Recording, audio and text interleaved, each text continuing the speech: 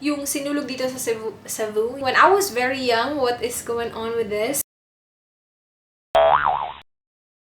Hi guys, this is Razel. Welcome back to my channel. Today I will do the 50 random facts about me tag. Yes, I think that's what it's called. Medyo marami-raming facts to, 50. So let's go ahead and start. Hindi ako naniniwala sa mga multo. Like, hindi ako naniniwala sa white lady, sa tigbalang. Maybe because I haven't seen one. Marami din naman akong pinaniniwalaan na hindi ko pa nakikita. So, basta, sa ghost, hindi lang talaga ako naniniwala. Gustong-gusto ko manood ng mga reality shows like Big Brother, America's Next Top Model, Storage Wars, Amazing Race, yung mga ganyang klase ng shows. I like watching those. Sa mga hindi pa nakakaalam, I'm 25 years old. Kaka-25 ko lang sa October. My goodness, ang tanda-tanda ko na. I have 4 siblings. So, 5 kami magkakapatid. Ako yung pinakamatanda. Ang dami ko ng countries na napuntahan. Hindi naman sa ang dami, parang ang yabang naman. Pero para sa akin, madami na ako napuntahan. If you've been watching my videos, alam niyo na to. But I've worked in a call center before. Pagkatapos ko mag-take ng board, I worked in a call center. And I worked there for almost 2 years. I graduated Bachelor of Science in Nursing sa CIT University dito sa Cebu, pero hindi ako nag-nurse. Like, after ko graduate and after ko mag-take ng exam,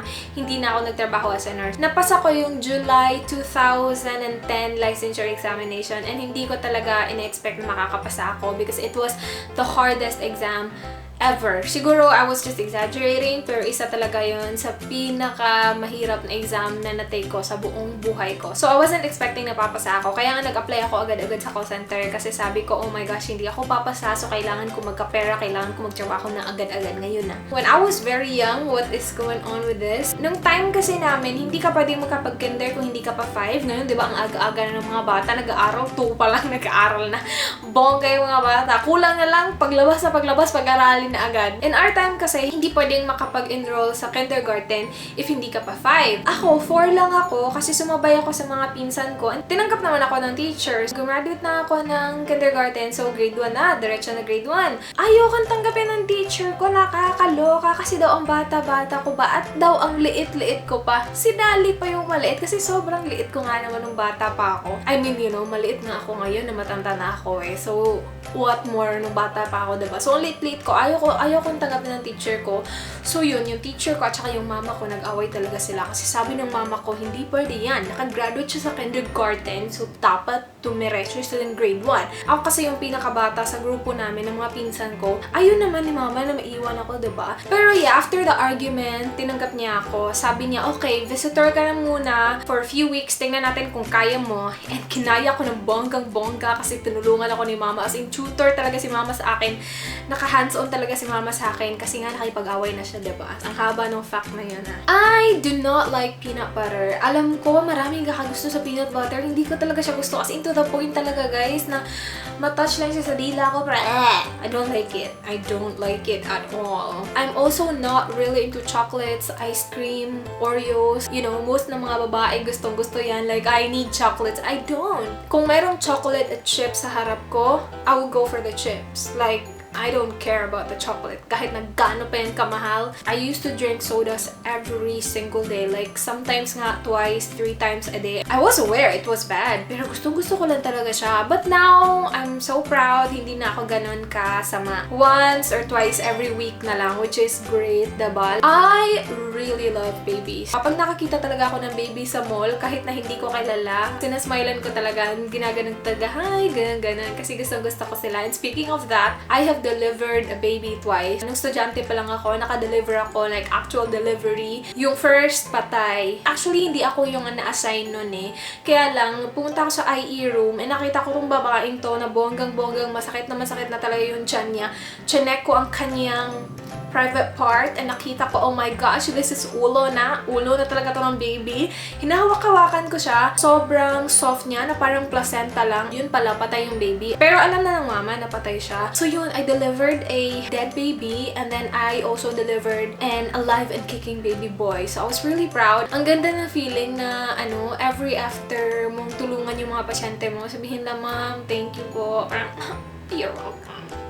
I cannot live without my phone. Like, I seriously cannot. Someone always asks me, anong pipiliin mo? Yung makeup mo or yung phone mo? He always expects na makeup yung pipiliin ko. No! I'm gonna choose my phone. I am so kuripot. Nakita nyo naman, diba? Napakamura lang ng mga makeup na binibili ko. Except kung sinunod sa akin yun. Minsan lang ako mag-splurge talaga. As in, minsan lang. Nung bata pa ako, I have this long sleeve, very thick red dress na lagi kong sinusuot talaga. Bigay yun sa akin ng cousin ko. Gustong-gusto ko siya, guys. Kahit na sobrang init, sinusuot ko talaga siya. Imagine, long sleeve ha, na dress. Lagi ko siyang sinusuot. Nasa bukid kasi kami nakatira nung bata pa ako. Mga 4 or 5. Naglalakad lang kasi kami papunta ng school at saka pa uwi. Kasama ko yung mga cousins ko and ako yung pinakamaliit. Siyempre, yung mga hakbang ko maliliit lang kasi nga, diba maliit na ako na bata. Sa dinadaanan namin pa uwi at saka papunta ng school, maraming mga baka you guys. Alam nyo naman yung mga baka, yung mga ano nila, yung mga sungay nila, nag-work ng bonggang-bongga kapag nakakita ng red. Lagi akong tinutukso ng mga pinsan ko na kapag dumadaan kami sa may baka, tumatakbo sila na mabilis para iwan nila ako. Siyempre, yung baka nakakita ng red, so parang susulungin niya ako ng bonggang-bongga. Eh ako, iiyak na lang ako kasi nga iiwan nila ako. Kahit dumog ako ng baka, sinusuot ko pa rin siya lagi kasi napaka-paborito ko yung dress na yun. Nakakaloka yun. Centipedes, snakes, worms, kahit na gano'ng kaliit yung worm na yan, natatakot ako. As in, nakuha ko to sa mama ko kasi yung mama ko takot din sa mga worms. Oh my gosh, you guys. Lalo na yung centipede at saka ahas. Oh my gosh. Ooh, yeah, silang tatlo. Ayoko. Never ako nagkaroon ng best friend.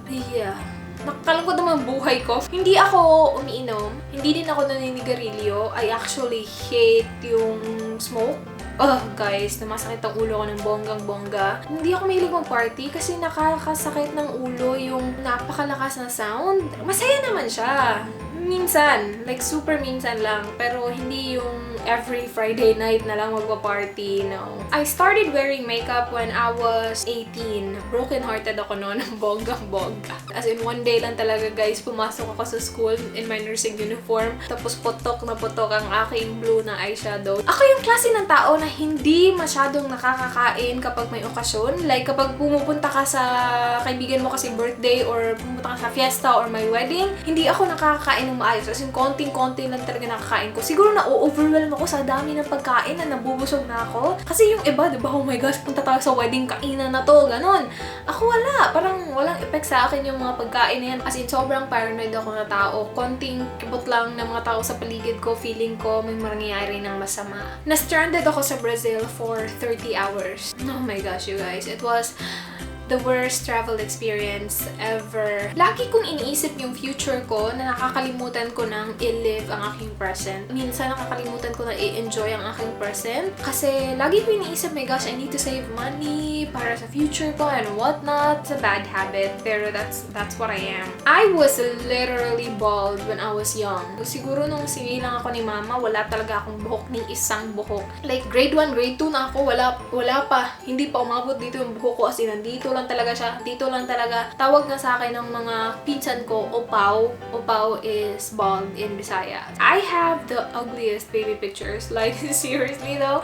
Every time I look at my baby pictures, I was like, ako ba talaga to? Bakit adyak ako? Adyak ako nung bata ako, guys. Para ako, ang itim-itim ko kasi nakatira kami sa bukid and lagi akong gumagala. Isa akong batang gala. Bata ba ako? Sobrang itim ko. Tapos, wala pa akong buhok. And parang say, adyak ako talaga. Tinatago ko talaga yung mga baby pictures ko kasi kapag nakita, my gosh, bonggang-bongga talaga yun. Planes, airports, and hotels makes me sad. Pag nagta-travel ako, lagi akong mag-isa. Tapos kapag nagsistay din ako sa hotel, lagi akong mag-isa. Kapag nasa airport, lagi akong mag-isa. So, kapag pumupunta na ako sa airport, hotels, and airplanes, lagi akong malungkot. Kasi parang, my gosh, forever alone. Wow, my gosh, meron talagang forever alone. And speaking of airports and planes, nahimatay ako sa airplane once. As in you guys, I think it was my flight from New York to Hong Kong. Nung pauwi na ako dito sa Pilipinas, or was it, or maybe it was a different flight, I forgot. Hindi ko alam kung bakit kasi kumain naman ako ng maayos. Natulog kasi ako because it was a really long flight. Pagising ko, parang naging lightheaded ako and that. So nagpunta ako sa lavatory and bonggang-bongga may tatlong lalaki pa na nakaabang. So I was like, my gosh, umupo-upo na ako dun sa armrest ng isang nakaupo doon. Buti na lang tulog siya. Nakaupo ako kasi nahihilo na talaga ako. Umiikot na talaga yung paligid ko. Pagpasok ko sa lavatory, umihi ako, and then yun, lumagapak ako ng bonggang-bongga, nahimatay ako ng bonggang-bongga. Na-feel ko na lang na gumanon ako sa wall. Parang may narinig ako something. And then maya-maya nagising ako. Hindi ko alam kung ilang minutes akong nahimatay doon. Kapag nauntog ko yung ulo ko, hindi naman marinig kasi diba ang ingay sa plane. Buti na lang nagising ako kasi kung hindi, ewan ko, siguro nandun pa rin ako ngayon. Alam niyo yung mga Facebook threads, messages, yung uso to sa mga text message na kapag hindi mo to finorward, mamamatay yung mama mo. Naiinis ako ng sobra sa ganyan, guys. Kapag hindi mo share tong post na to, mamamatay ang mama mo. Talaga lang, ha? Talaga lang. Like, ikaw pa talaga papatay sa mama ko. Kapag hindi mo to share, hindi mo love si God. Parang, whatever.